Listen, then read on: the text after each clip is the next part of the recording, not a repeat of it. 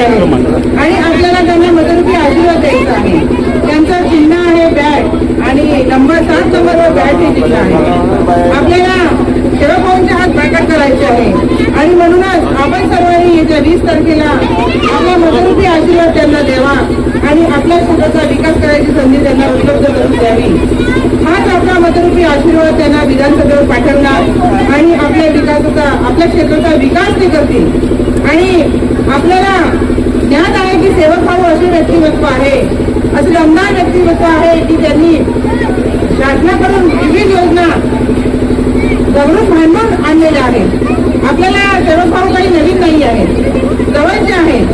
म्हणूनच आपण सर्वांनी एकच विचार करा की येत्या 20 तारखेला आपण त्यांच्या 7 नंबर समोरील बॅट या चिन्हासमोरील बटन दाबावी आणि त्यांना प्रचंड बहुमताने आपण निवडून